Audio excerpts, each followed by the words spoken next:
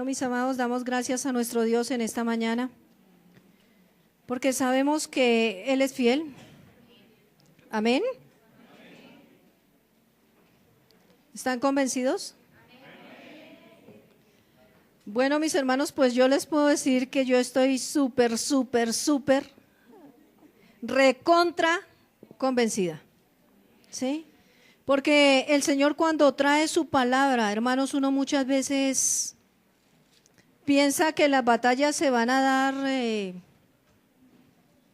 tal vez dentro de unos años, dentro de unos meses, pero hermanos, les puedo decir que ha sido fuertísimo. Les puedo decir que no echen en saco roto la palabra que el Señor nos está dando, porque Él nos está mostrando cómo son nuestros enemigos, para que los podamos descubrir.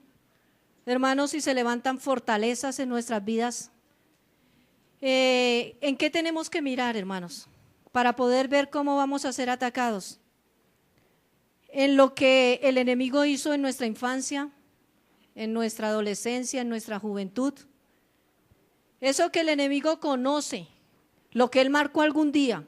Aunque el Señor nos sacó, el enemigo conoce cuál fue nuestra debilidad y qué fue lo que él hizo en nuestras vidas. En eso vamos a ser atacados.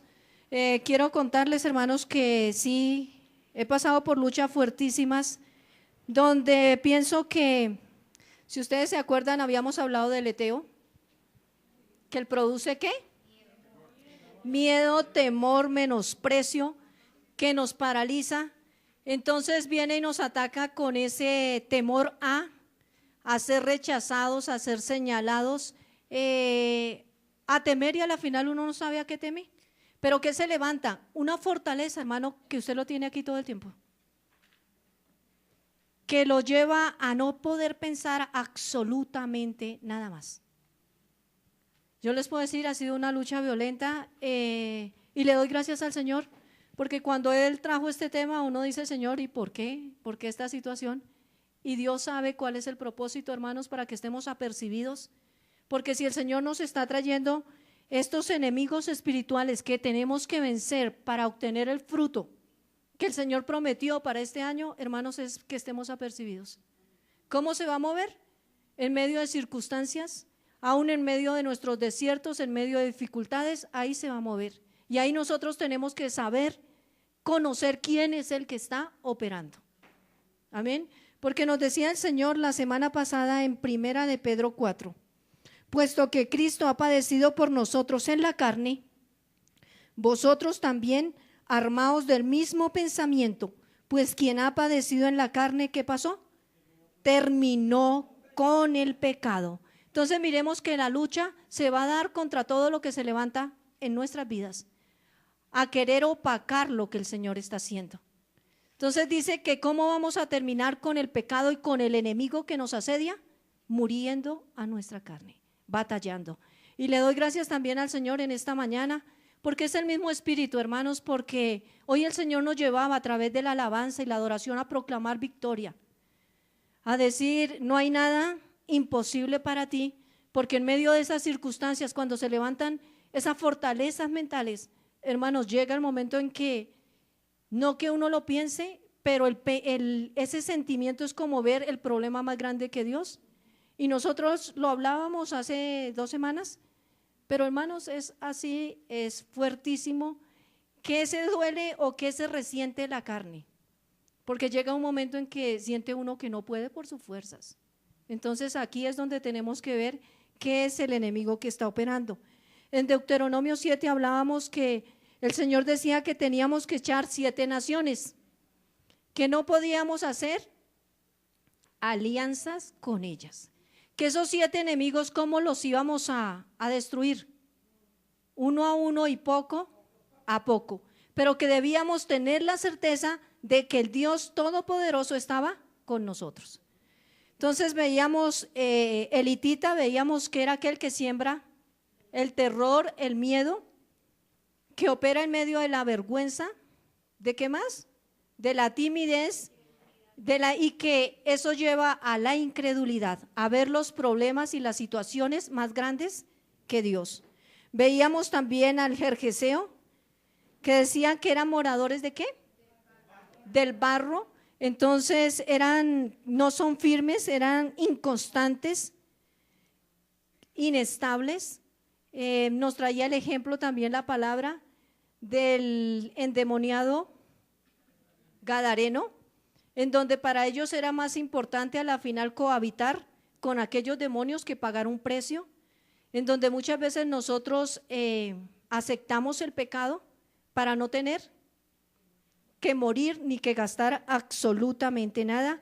Veíamos que el Gergeseo también es aquella habita en nosotros, o se mueve ese espíritu a través de querer nosotros cambiar muchas cosas, pero esos cambios solo se hacen como pañitos de agua tibia, o sea, cambios superficiales y no cambios de fondo.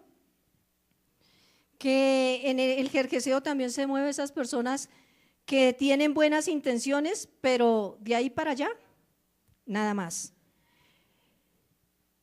Y el consejo que el Señor nos daba es que debíamos edificar en la roca y no hacer castillos en el aire, porque si construimos sobre el barro, hermanos, en la arena, fácilmente cualquier cosa se lo lleva o lo desvanece.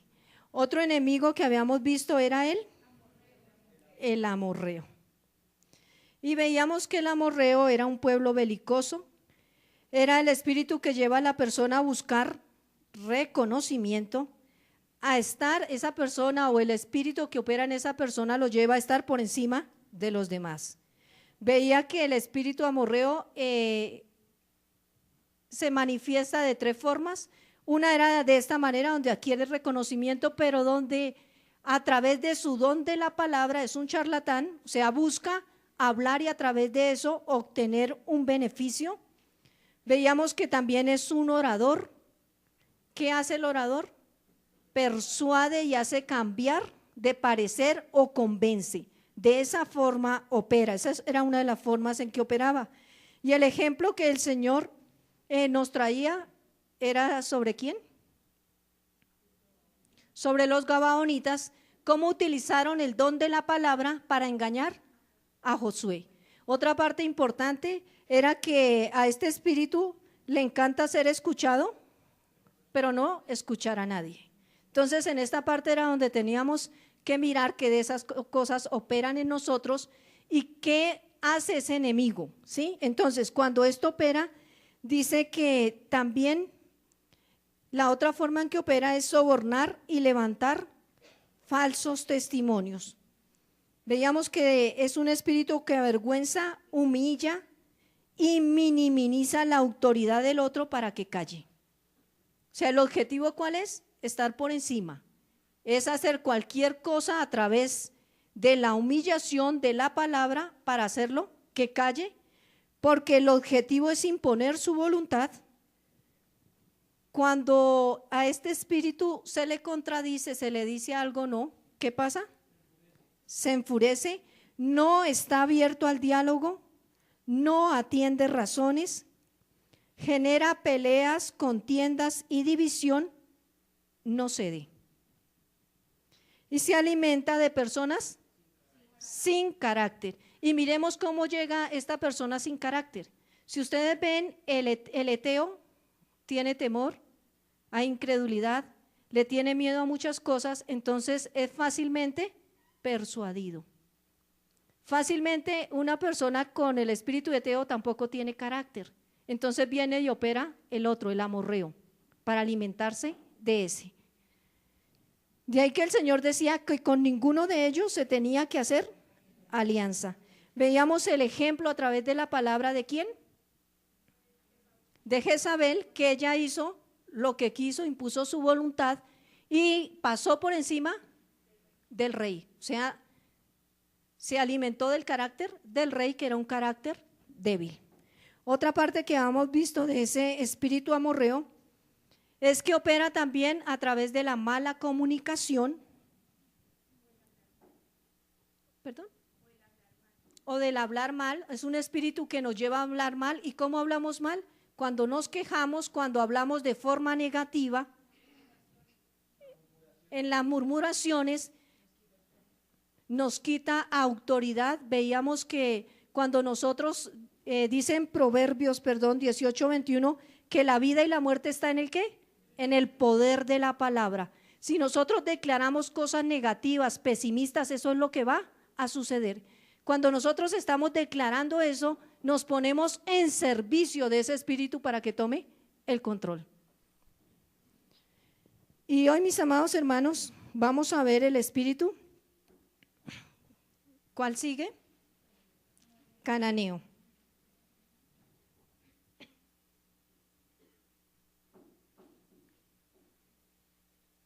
Ahora, aquí quiero aclarar que en la mayoría, no solo de Biblia, sino de historia como tal, hablan del cananeo como la región, ¿sí? Toda la región de Canaán. Habían cosas específicas para todos los habitantes de allí, pero aquí vamos a hablar específicamente de esa población, ¿sí? De esos habitantes. Entonces dice que el cananeo proviene de Canaán, nieto de Noé. ¿Y si se acuerdan cuál era el hijo de Noé? Era Can, Sem y Jafet. Canaán proviene de Can, ¿sí? La palabra significa mercader.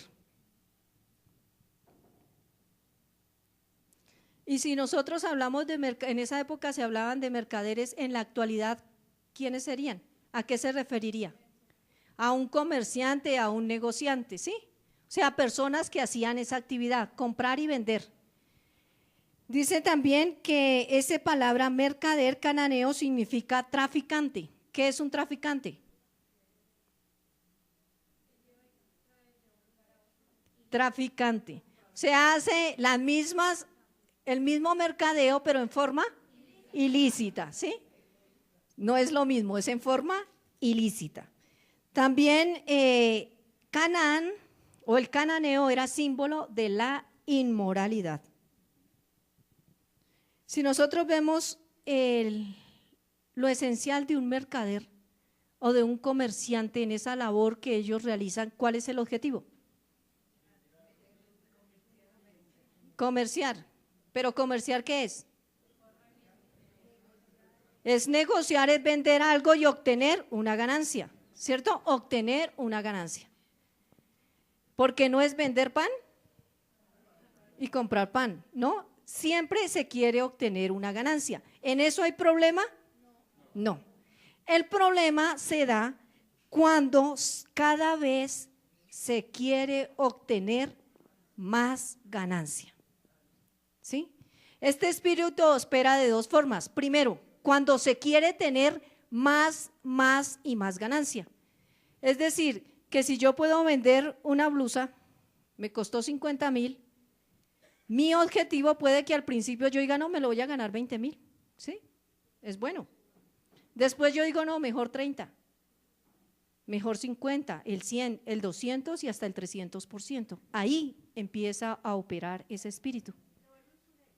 Cuando ya se quiere ganar más.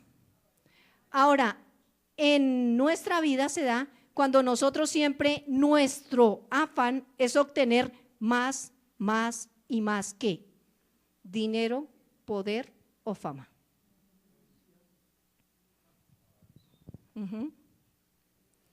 Esa es una forma. La otra forma que opera, o sea, una es por el deseo de querer más y más.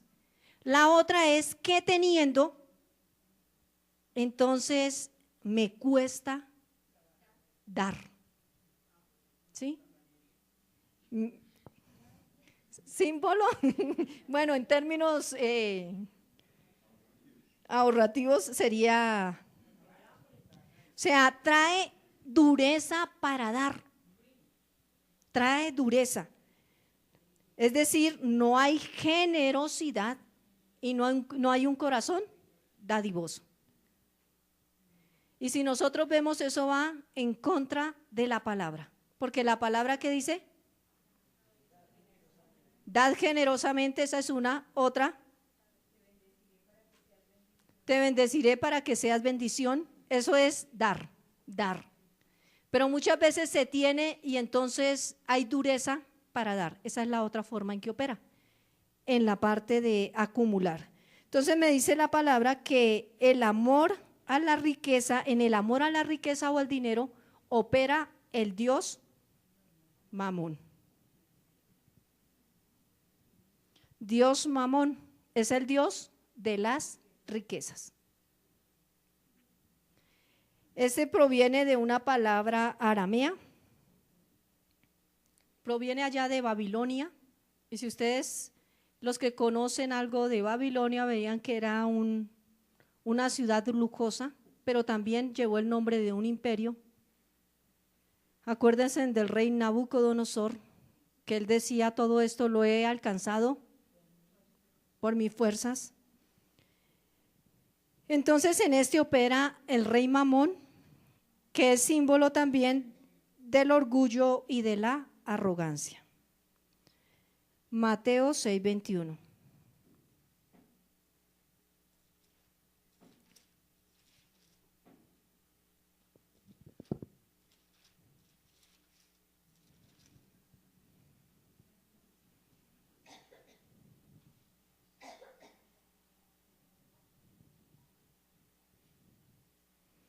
Pero hermanos, voy a leerlo, me permito leerlo desde el 19. Dice: no os hagáis tesoros en la tierra, donde la polilla y el orín corrompen, y donde los ladrones minan y hurtan, sino haceos tesoros en el cielo, donde ni la polilla ni el orín corrompen, y donde ladrones no minan ni hurtan.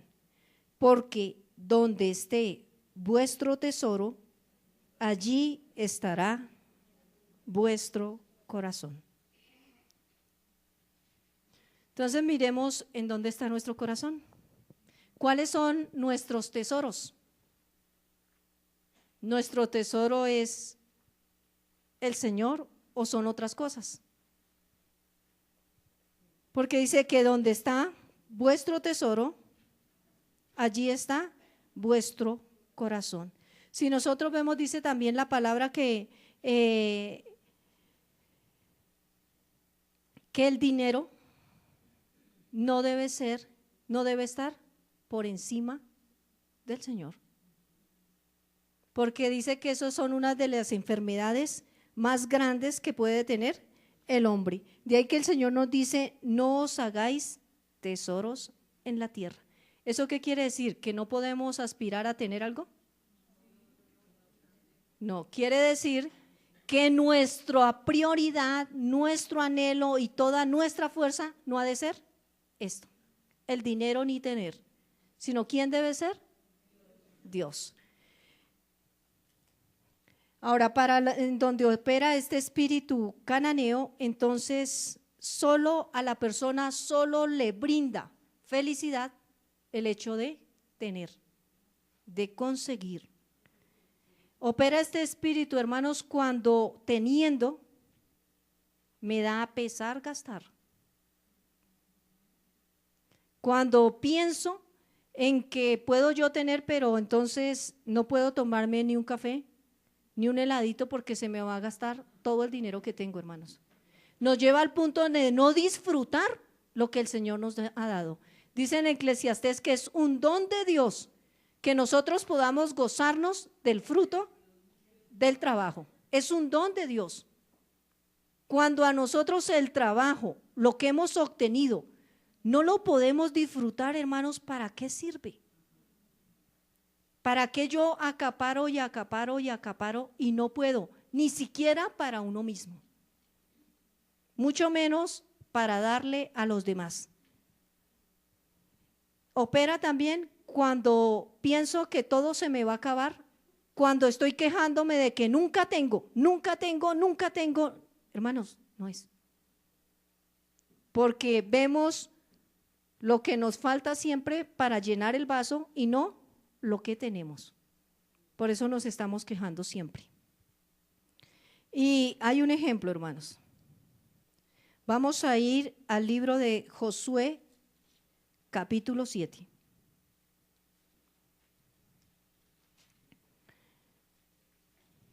Y aquí voy a recordarles una parte de la conquista del pueblo de Israel a la tierra prometida, cuando Josué fue a conquistar la primera ciudad, que era ¿cuál? ¿Cuál fue la primera ciudad que conquistó Josué? Jericó. Jericó. Acuérdense que esa fue la primera ciudad que fue donde se tumbaron los muros, las murallas, y donde el Señor les había dado una instrucción. ¿Qué instrucción? En el capítulo 6, versículo 17, el Señor les decía: y será la ciudad anatema a Jehová con todas las cosas que están en ella. Solamente Raab la ramera vivirá con todo lo que estén en casa con ella, por cuanto escondió a los mensajeros que enviamos. Pero vosotros, le estaba diciendo a todo el pueblo, a los guerreros que iban a entrar, pero vosotros guardaos del anatema, ni toquéis ni toméis alguna cosa del anatema, no sea que hagáis anatema el campamento de Israel y lo turbéis. Esa fue la instrucción que el Señor le dio a Josué para que se lo dijera al pueblo: no tomaréis absolutamente nada, porque eso es maldito para Jehová. Ellos se fueron a conquistar la ciudad de Jai. Dice que era una ciudad mucho más pequeña, y ellos decían: pues son muy pocos, solo vamos a enviar una parte de los del pueblo de Israel.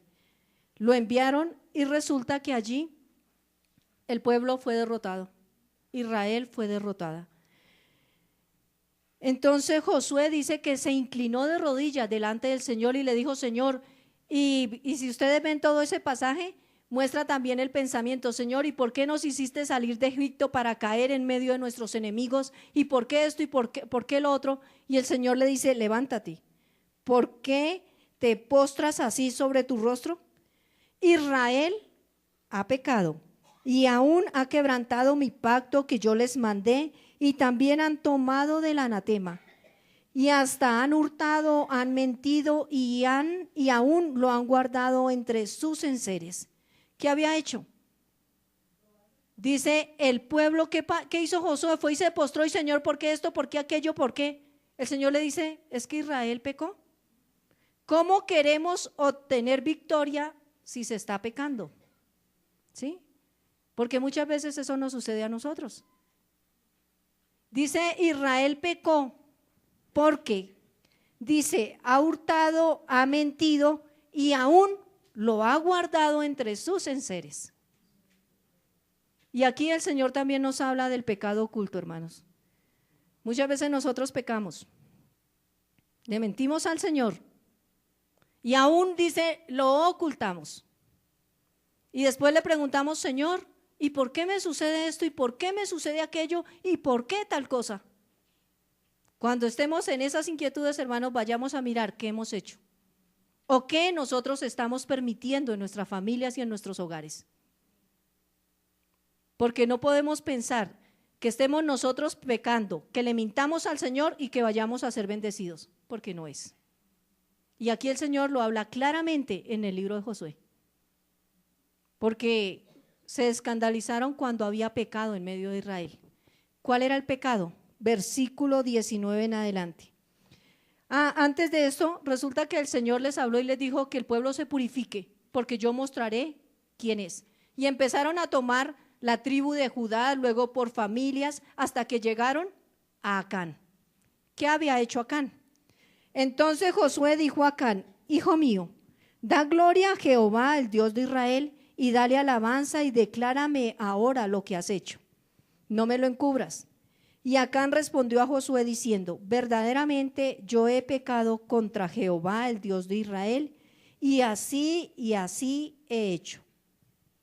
Pues vi entre los despojos un manto babilónico muy bueno, y 200 siclos de plata, y un lingote de oro de peso de 50 siclos, lo cual codicié.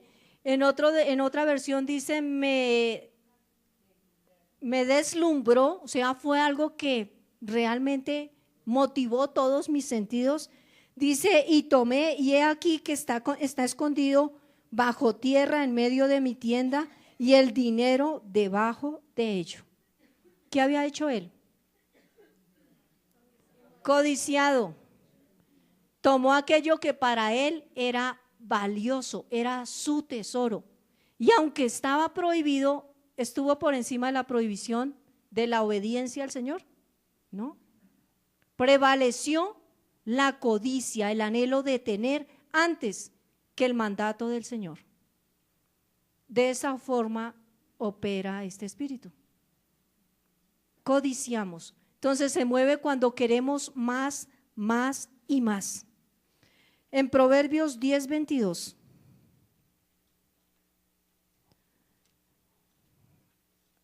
Nos habla, hermanos, sobre de dónde proviene la bendición.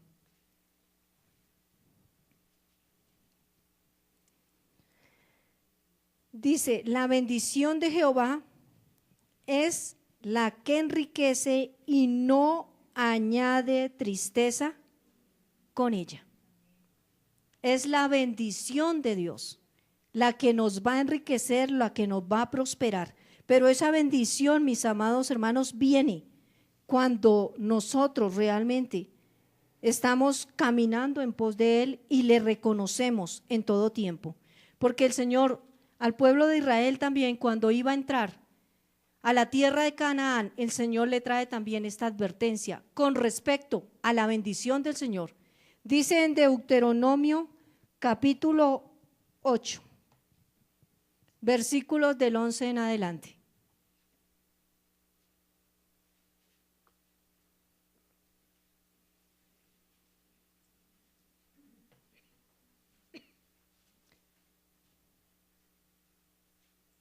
Amén.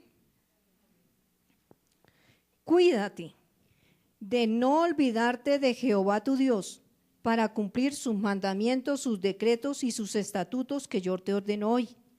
No suceda que comas y te sacies y edifiques buenas casas en que habites, y tus vacas y tus ovejas se aumenten, y la plata y el oro se te multiplique, y todo lo que tuvieres se aumente. ¿Sí? Aquí el Señor le está hablando de la bendición que Él va a traer, que le va a dar ¿qué? Vacas, ovejas, plata, oro. En la actualidad, ¿qué sería?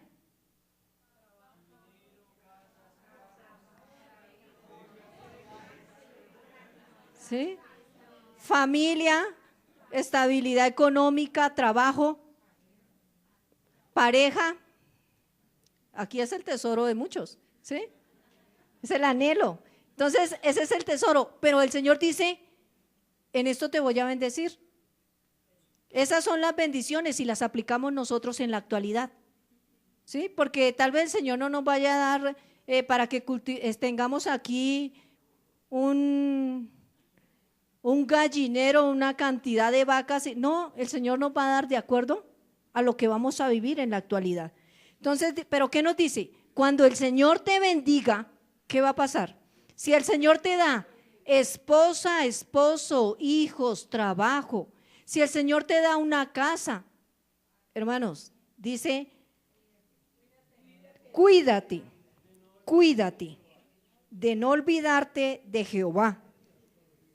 ¿Por qué? Dice, cuando el Señor te hubiere multiplicado y te hubiera aumentado, dice, y se enorgullezca tu corazón y te olvides de Jehová tu Dios, que te sacó de la tierra de Egipto, de casa de servidumbre, que te sacó del mundo, de la esclavitud del pecado, que te hizo caminar por un desierto grande y espantoso, lleno de serpientes ardientes y de escorpiones y de sed, donde no había agua, y Él te sacó agua de la roca del pedernal, que te sustentó con maná en el desierto, comida que tus padres no habían conocido, afligiéndote y probándote para la postre hacerte bien. Le estaba diciendo a este pueblo, cuídate de no olvidarte de Jehová, porque el Señor te sacó del desierto, pero aún en medio del desierto, Él te sustentó. El Señor dice, te saqué del mundo de esclavitud, y aún en tu caminar hasta hoy, el Señor te ha sustentado para hacerte bien, dice la palabra. Pero, dice, para la postre hacerte bien, y digas en tu corazón, mi poder y la fuerza de mi mano me han traído esta riqueza. Sino acuérdate de Jehová tu Dios, porque Él te da el poder para hacer las riquezas, a fin de confirmar su pacto que juró a tus padres como en este día. Mas, Si llegares a olvidarte de Jehová tu Dios y anduvieres en pos de dioses ajenos y les sirvieres a ellos y te inclinares, yo lo afirmo hoy contra vosotros que de cierto pereceréis. Como las naciones que Jehová destruirá delante de vosotros, así pereceréis, por cuanto no habréis atendido a la voz de Jehová tu Dios. Y el Señor aquí está hablando de una bendición, hermanos. Pero Él está diciendo que Él es el que nos capacita para obtenerlas. O sea, no podemos decir es que realmente es una inteligencia la que camina conmigo. Es por mi sabiduría que he invertido y he obtenido tanto dinero, ¿no, hermanos? Si usted ha obtenido algo hasta hoy, el Señor te ha dado la sabiduría. Si ha obtenido algo hasta hoy, es porque el Señor te ha bendecido. ¿Para qué? Para que no te olvides de Él y lo glorifiques. Para que este enemigo no se levante, hermanos, y pensemos que es por nuestras propias fuerzas y por nuestros propios medios que hemos alcanzado. Opera este enemigo, hermanos, cuando nosotros le damos más interés a todo lo demás que a Dios. Podemos nosotros colocar el trabajo como nuestro Dios, porque creemos que es el jefe, amén, que hay un trabajo, amén, que hay que cumplir con unos horarios. Amén, hermanos, pero nosotros no podemos ser esclavos del trabajo, porque el Señor nos libertó y de Él proviene, dice, Él nos da la capacidad para hacer las riquezas. Si usted está, hermanos, esclavizado por el trabajo, ¿qué le está pidiendo el Señor? Ore. Ore, porque en el poder de la oración, dice el Señor, liberta, sana y prospera. Pero si hay algo, hermanos, que no les deja buscar de Dios, darle la prioridad, oren y Dios les va a quitar ese rey que está sobre ustedes. Faraón esclavizaba al pueblo de Israel, los tenía, dice, en duro trabajo. Si usted tiene un jefe como Faraón, hermano, ore, dígale: Señor, yo te lo entrego porque yo también quiero darte a ti el primer lugar. Esa es la estrategia. Ahora miremos cómo opera también el materialismo. Entonces, ¿qué hace? Conquista nuestro corazón, porque muchas veces se trabaja es para obtener cantidad de cosas. Entonces yo voy a trabajar todo un año, 2 años, 3 años porque yo quiero obtener el último carro, la última crucero que están promocionando. Entonces ese es mi objetivo y el Señor, después de 3 años que vaya hasta el crucero y vuelva, entonces ahí sí busco de Dios. Entonces, ¿qué hace? El materialismo conquista nuestro corazón. Nuestro corazón, entonces, el tesoro que hay en nuestro corazón es obtener riquezas para complacer todas nuestras cosas. Opera el Dios Mamón y esto hace que nosotros le demos lugar al devorador. ¿Cómo opera el devorador? Hermano, cuando usted recibe su salario y no sabe en qué se lo gasta. Hay personas que dicen: es que yo recibí el miércoles la quincena y al 20 ya están sacando plata para los buses, hermanos. ¿No supieron que se les hizo la quincena? Ahí opera el devorador. Hace que nosotros hagamos malas inversiones, que gastemos en cosas que realmente no tienen ninguna validez. Cuando uno va al centro comercial o un almacén, ve cantidad de promociones. Uy, no, esto está barato. Así usted tenga 50 cosas de lo mismo, usted lo compra porque está barato. Y hermanos, a mí me sorprende porque veía un programa que pasan por Discovery, acumuladores, y son personas que tienen toda su casa llena y no tienen ni por dónde caminar. Pero es esa ansiedad de comprar, de tener, hasta donde nosotros muchas veces compramos cosas innecesarias, solo por comprar. Cosas que se pueden tener un año y no se las estrenan, o que nunca se las van a estrenar, porque nos lleva a malgastar, a invertir mal. De otra forma es que surgen imprevistos. Se enferma el uno, se enferma el otro, hay que pagar esto, hay que pagar aquello, se dañó esto, se dañó. Entonces, si usted quiere hacer algo más, resulta que todo se acaba. La otra parte que opera es que nosotros le decimos, Señor, pedimos tu bendición por esto, pedimos tu bendición por aquello y el Señor nos bendice. Pero entonces no diezmamos ni ofrendamos. Esa es la otra forma en que opera. No nos permite a nosotros darle al Señor, hermanos, contribuir para la obra de Dios. Y aquí nos dice en Malaquías 3, 10 y 12. Miremos bien lo que dice, hermanos, porque nosotros a veces solo nos quedamos en unas partecitas de la palabra. Dice, traed todos los diezmos al alfolí y haya alimento en mi casa. ¿Esa parte qué es? Traer los diezmos y el Señor siempre va a tener aquí un alimento espiritual, hermanos. Este alimento espiritual, que es el que debemos desear. Dice, y probadme ahora en esto, dice Jehová de los ejércitos, si no abriré las ventanas de los cielos, ¿y qué pasa? Y derramaré sobre vosotros bendición hasta que sobreabunde. Porque aún así nosotros vamos a ser bendecidos en lo natural, hermanos. Luego dice, si esto sucede, aparte de que el Señor trae bendiciones sobre nuestras vidas, reprenderé también al devorador. Y dice, lo reprenderé ¿por quién? Por vosotros. Dice, reprenderé también por vosotros al devorador, y no os destruirá el fruto de la tierra, ni vuestra vida en el campo será estéril, dice Jehová de los ejércitos. Y todas las naciones os dirán, bienaventurados porque seréis tierra deseable, dice Jehová de los ejércitos. ¿Qué me está diciendo el Señor, hermanos? Que si en nosotros está ese corazón dadivoso, ¿qué va a pasar?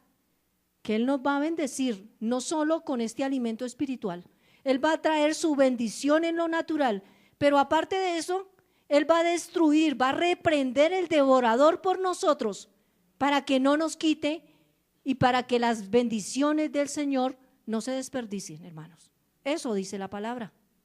Pero no podemos permitir que en nuestro corazón se levante ese espíritu cananeo, ese amor por el dinero, ese amor por todo lo que poseo y que no haya en nosotros un corazón dispuesto a dar. De esa forma opera. Veíamos también que este espíritu, dice, es símbolo de la inmoralidad. Y aquí voy a ir rapidito, hermanos, vamos a ir a Deuteronomio 20, 17.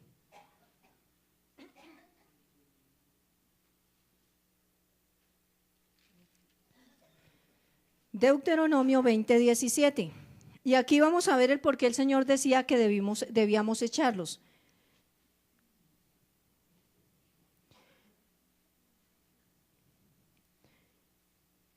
Y aquí está hablando el Señor las recomendaciones que les está dando de que no dejarás a tus enemigos. En el 17 dice, sino que los destruirás completamente, al Eteo, al Amorreo, al Cananeo, al Fereceo, al Heveo y al Jebuseo, como Jehová tu Dios te ha mandado. ¿Para qué? Para que no os enseñen a hacer según todas sus abominaciones que ellos han hecho para sus dioses y pequéis contra Jehová vuestro Dios. En esta parte específica, porque dice el Señor, para que esos moradores no te enseñen a hacer lo que ellos le hacen o le ofrecen a sus dioses. Entonces vamos a ver cuáles eran los dioses de los cananeos. Vemos que ellos adoraban a Baal. Era el dios del relámpago, del trueno y de la lluvia. Adoraban a Asera, a Astarte, en hebreo es la muy conocida Astoret. que según la historia y según la mitología, habla de que ella tenía dos hijos, uno que se llamaba Potos, que era deseo sexual, y el otro Eros, que era amor sexual. Existía otra diosa que era Anat, que era una diosa inmoral y sanguinaria. Entonces, si yo les hablo de lo que hacían a estos dioses, prácticamente todos los ritos tenían como fin exaltar la fertilidad de la tierra, del ganado y del hombre. Entonces, si ustedes se acuerdan cuando el profeta Elías dice que retó a los profetas ¿de quién? De Baal, porque hacía 3 años que no llovía. Entonces ellos le rendían culto a este Dios porque para ellos él era el que enviaba la lluvia temprana y tardía. Y esas lluvias son indispensables para el cultivo, para tener una buena cosecha. Entonces todos los ritos que se hacían allí eran muy parecidos, todas las celebraciones que hacían, los sacrificios, era muy parecido al de los hebreos. ¿Cuál era la situación? De que ellos ofrecían a seres humanos y especialmente a niños en sacrificio. Los quemaban como ofrenda a su Dios. En la parte de los ritos que se le ofrecían a estos dioses, y si ustedes ven el nombre, el deseo sexual, el amor sexual y toda la parte de inmoralidad, entonces ellos hacían prostitución, pero en forma de rito. Se practicaba la fornicación, la prostitución ritual de ambos sexos, donde era permitido el homosexualismo, la fornicación, el adulterio.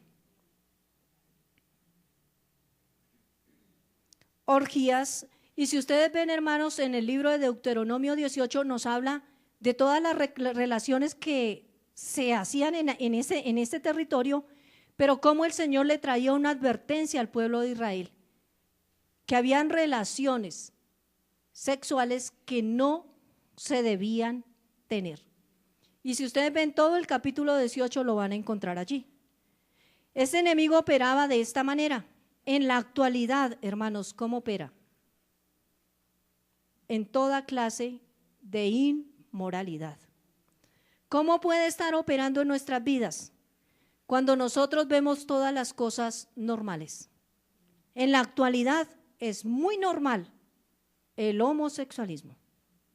Es muy normal que en los colegios, hermanos, se estén dando cartillas para que los muchachos se masturben.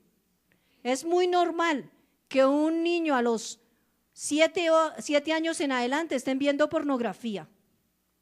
Es normal que se inicie el lesbianismo desde los 10 años. Y muchas veces eso es normal, hermanos. Como es lo que dicta la sociedad y dicta el mundo, lo vemos normal. Vemos normal que los niños desde bebecitos hay papás que le dicen, es que esa es su novia. Desde ahí, porque lo vemos normal. Es normal que las niñas a los 12 años ya hayan tenido 6, 7 y 8 novios. Es normal que a los 13 años los papás los pongan a planificar. Es normal. Ahí está operando ese espíritu cananeo. Muchas veces uno como padre piensa, es que mi hijo tiene que vivir la vida. Mi hijo como hombre tiene que aprender.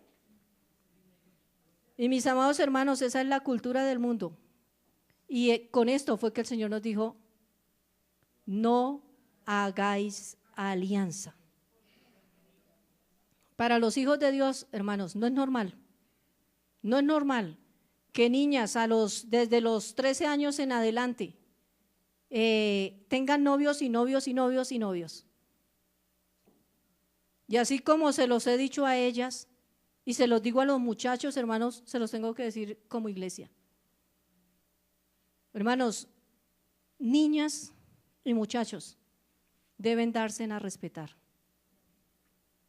Deben tener dignidad valorarse, hermanos, porque nosotros somos templo del Espíritu de Dios. Las niñas no son pasamanos de nadie. Y hermanos, se los digo así. Y había otra expresión que me dijeron, esto no son himno nacional, para que se toquen toda cuestión, hermanos. No es. Tiene que haber respeto. Los niños y los jóvenes, por favor. Que haya respeto en medio de la casa del Señor. Que haya respeto en nuestros hogares, que nosotros como padres, hermanos, formemos a nuestros hijos. Que no pensemos que eso es normal que se haga afuera. No, hermanos, no es normal. Y aquí el Señor nos dice, no hagáis alianza. No hagáis alianza. Esa es la cultura del mundo.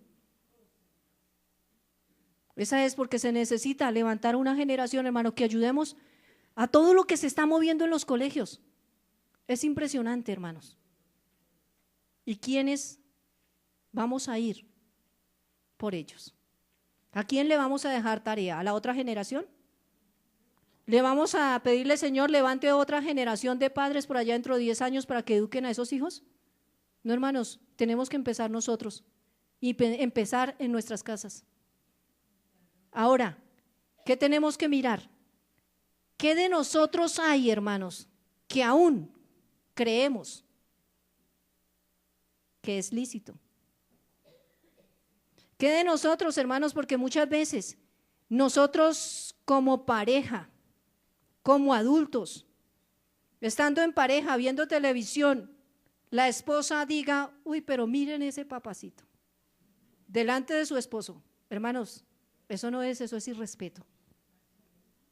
Que el hombre se exprese también, el esposo ve una modelo y exprese palabras de fascinación o de comparación. Hermanos, el Señor nos llama a respetar, a valorar, pero todo eso empieza allá, en lo sutil. Porque puede que llevemos casados 30 años y ya no seamos las sirenas de hace 15, hermanos. Pero en lo que nosotros hablamos están las cosas. En lo que nosotros pronunciamos. Dice, de la abundancia del corazón habla la boca. De esta manera puede estar operando. Y examinémonos, hermanos, examinémonos, porque hay cosas que para nosotros es normal. Se nos ha convertido en normal porque es lo que vemos a diario. Pero el Señor nos dice, no hagáis alianza. Que si se ve pasando a alguien, entonces… Y uno muchas veces juzga a los jóvenes. Pero hermanos, eso se da entre adultos. Dice que no tengan ojos verdes. No quiere decir el color como tal, ¿sí? Sino que no miren con morbosidad, con doble sentido, hermanos. Y eso para todos. Entonces, hermano, el Señor viene a mostrarnos cómo están operando esos enemigos. ¿Para que nosotros qué? ¿Los consintamos? No. Para que podamos reconocer y decirle, Señor, mira, esto es lo que hay aquí, en mí. Porque fácilmente, hermanos, el Señor no lo está diciendo, y si lo está diciendo es por algo. Yo se los puedo decir, hermanos, el Señor cuando trae la palabra, su palabra no torna vacía. Y Él siempre nos equipa para lo que vamos a enfrentar más adelante. El Señor nos dice, mire, estos son los enemigos. Y aquí ya llevamos 4. La próxima semana, hermanas, vamos a ver los siguientes 3. Son cortos. Esperamos que se den los siguientes 3. Y yo sí les pido, no vamos a hacer un ayuno, hermanos, para ustedes, ¿qué es el ayuno? Perdón, porque podemos tener 2 versiones. Hermanas Belana, ¿qué es el ayuno?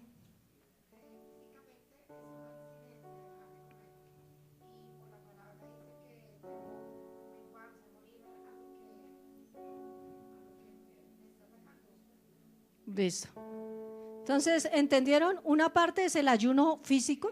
No van a tomar chocolatico, ni huevos pericos, ni tamal, no sé el desayuno qué tan fuerte sea. Ese es lo que dice que es el ayuno, ¿no? En lo físico. Pero, amados hermanos, el ayuno más importante es el espiritual. Yo le digo, nosotros podemos hacer ayuno físico. ¿Amén? Sí, hermanos, si lo podemos hacer. Y se me olvidó ayunar, no, yo ayuné. ¿Pero qué? De lo que tenemos que morir. El Señor nos ha mostrado estos enemigos. Cada uno de nosotros vamos a pedirle, Señor, muéstrame a qué tengo que morir. Porque es lo que usted va a ayunar ese domingo, hermanos. Si nosotros los domingos salimos peleando, si nosotros los domingos salimos hablando mal, es que usted siempre lo mismo, ¿no? Tenemos que mirar cuál está operando ahí, qué es lo que está hablando. Ayunemos, amados hermanos, eso, que es lo que gobierna nuestras vidas. Y yo sé que hay muchas cosas, pero hay cosas que prevalecen unas más que otras. Entonces, porque tenemos que empezar a combatir, hermanos. El Señor nos prepara y vemos que la palabra nos dice que nuestros enemigos son ¿qué? Son espirituales, nuestras armas son espirituales. Para que, hermanos, nosotros seamos conscientes que estamos en una guerra espiritual. Que el Señor realmente es con Él que vamos a obtener la victoria. No va a ser por nosotros mismos, sino es con la mano del Señor. Pero nosotros debemos saber qué estrategias utiliza el enemigo. ¿Qué es lo que Él está haciendo en medio de nuestras vidas, en medio de nuestros hogares, en medio de la iglesia? Porque el enemigo, hermanos, no ataca un solo frente, sino viene por varios. Y el Señor quiere que nosotros estemos apercibidos, hermanos, de cuál es el mover espiritual. Porque el Señor nos dijo, va a haber frutos, hermanos, ¿y quién lo cree? ¿Quién lo cree? Entonces, armados del mismo pensamiento de Jesús, de morir a la carne para terminar con el pecado. Vamos a colocarnos en pie, mis amados hermanos, porque para finalizar, en cuanto a la parte de la inmoralidad, vamos a ir a 1 Tesalonicenses 4:3. Y hermanas, te pido el favor si me lo proyectas en la Nueva Versión Internacional. 1 Tesalonicenses 4 del 3 en adelante. Dice la palabra del Señor: la voluntad de Dios es que sean santificados, que se aparten de la inmoralidad sexual. Siguiente. Que cada uno aprenda a controlar su propio cuerpo de una manera santa y honrosa, sin dejarse llevar por los malos deseos, como hacen los paganos que no conocen a Dios. Y que nadie perjudique a su hermano ni se aproveche de él en este asunto. El Señor castiga todo esto, como ya les hemos dicho y advertido. Y el Señor quiere que seamos ¿qué? Santos, hermanos. Que nos apartemos de toda inmoralidad.